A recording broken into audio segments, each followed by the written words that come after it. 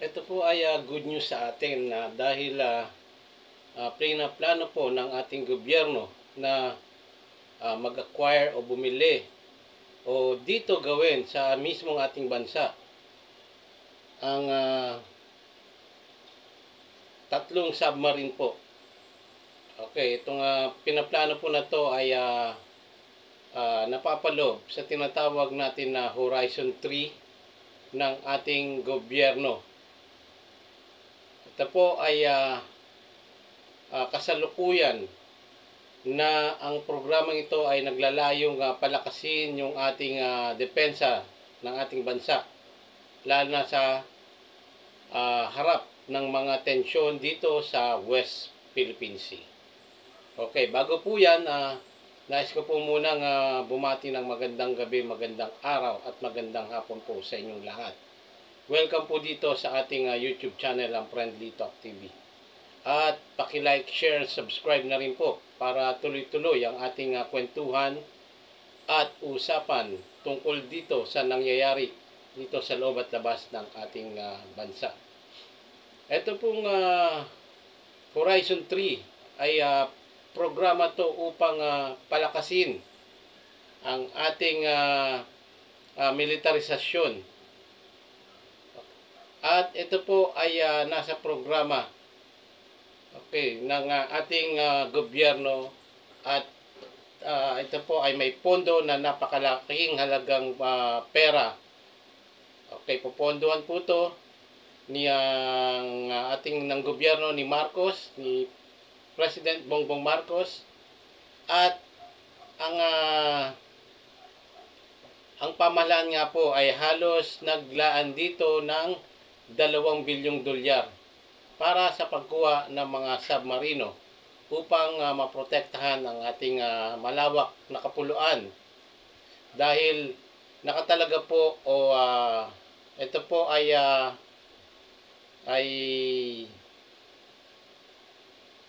na trabaho, pinagkaloob na bilang trabaho po ng Philippine Navy ang magbantay sa ating archipelagic water territory. Kaya ang ating Philippine Navy ay binabalak na magkaroon nga po netong submarine. At ito po ay planong gawin dito sa may Subic Bay. At hindi lang po alam kung anong company po ang tutulong sa paggawa ng submarine. Ay ito pong napapabalita ay ang Korea rin po, ang South Korea ang meron pong malaking posibilidad na gumawa netong submarine ng kauna-unahang mga submarine po natin. At meron po tayong video, galing po ito sa Inquirer, at dito po ay sinabi ni Mig Zubiri etong mga plano ng gobyerno. Okay, play muna po natin at bago po natin ito bigyan ng reaction. The president is warm to the idea, but of course, the president has a lot in his hands, di ba? He's also the concurrent secretary of agriculture. He knows that there's a lot of difficulties in the agriculture sector, and he's trying to balance his budget, his meager budget, 5 trillion pesos, 5.2 trillion pesos, on how to use it wisely.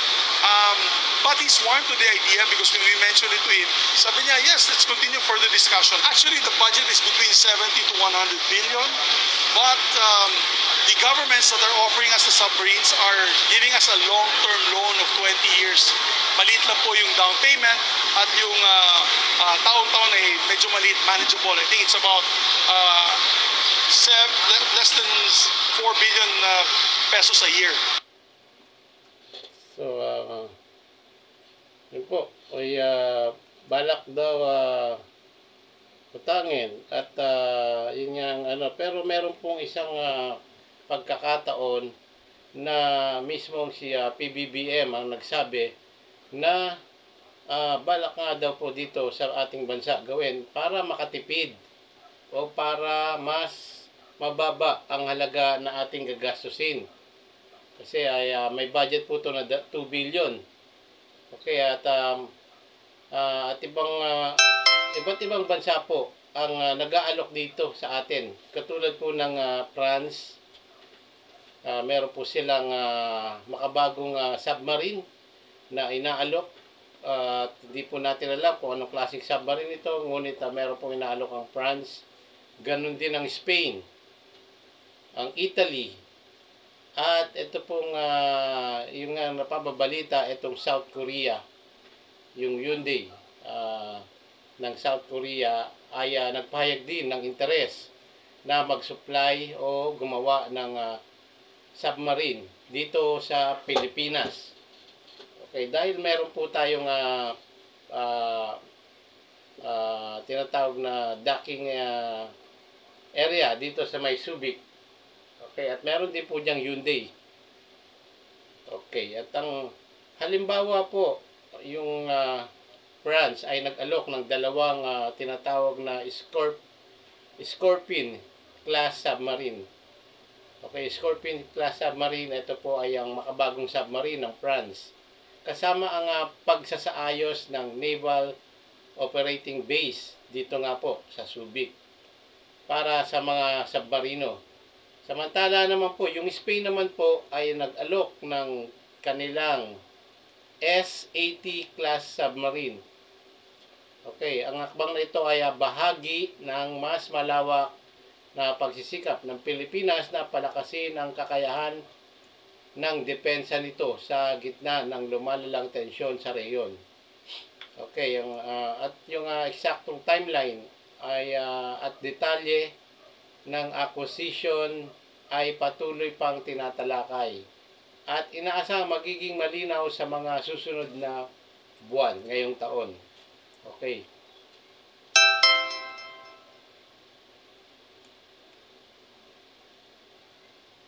At ayon nga po dito sa ulat ay tinalakay ng France at ng Pilipinas ito nga pong pag-acquisition ng submarine, ngunit wala pa nga pong balita kung ano ang nangyari sa usapan po na yon. Pero sa kabilang banda po, itong si PBBM po ay nagmungkahi ng paggawa ng submarine dito sa Subic. Okay, ang mga kanyang mga dahilan ay una, palakasin ang industriya ng depensa. Kapag ginawa ang submarine dito sa Pilipinas, mapapalakas ang local defense industry, makakalikha ng trabaho at mas mapapabuti ang kakayahan ng bansa sa paggawa ng sariling kagamitan sa militar. Yung pangalawa, yung bawasan ng paggastos.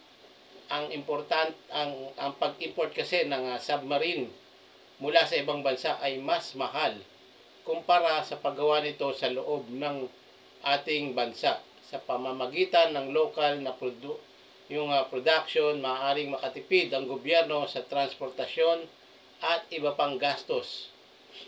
Okay, yung sumunod naman diyan na dahilan ay yung madaling maintenance at repair.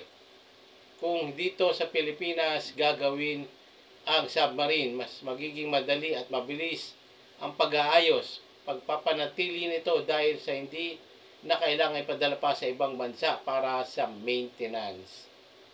Sumunod yung palakasin ng depensa ng Pilipinas dahil nga po may sariling production o produkto o pinaggagawan ang ating bansa ng submarine, mas magiging independent ang Pilipinas sa pagpapaunlad ng depensa at hindi na masyadong aasa sa ibang bansa at military asset. At yung panghuli po, yung pagpapakita ng capability ng Pilipinas na ipinapakita na kaya ng Pilipinas na gumawa ng advanced military equipment at hindi lang basta umaasa sa pagbili mula sa ibang bansa. Yun po yung mga